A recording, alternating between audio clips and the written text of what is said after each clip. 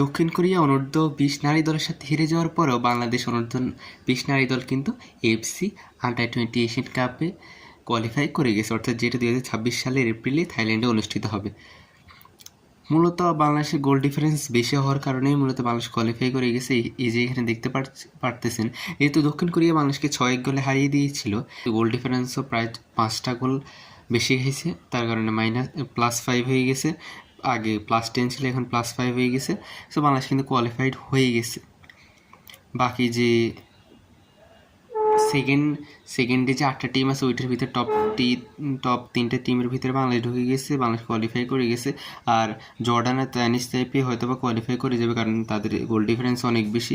Hong Kong আর Iran কিন্তু বিশাল ব্যবধানে হেরে গেছে, তাদের গোল ডিফারেন্সও অনেক কম। সো বাংলাদেশ কোয়ালিফাই করে গেছে কারণ বাংলাদেশের গোল ডিফারেন্স ভালো। আর বাংলাদেশ যেহেতু সাউথ কোরিয়ার সাথে 6 গোলে হেরে গেছে, সাউথ কোরিয়ারও কিন্তু অনেক বুস্ট আপ হয়েছে। সাউথ কোরিয়া টপ টিম হিসেবেই চলে গেছে, আর বাংলাদেশ সেকেন্ড টিম হিসেবে কোয়ালিফাই করছে।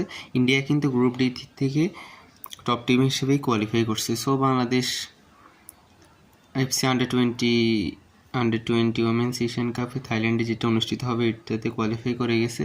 তো চিন্তার আর কোনো কারণ নেই, যারা চিন্তা করতেছিলেন যে বাংলাদেশ কীভাবে কোয়ালিফাই করবে, সো বাংলাদেশ কিন্তু কোয়ালিফাই করে গেছে।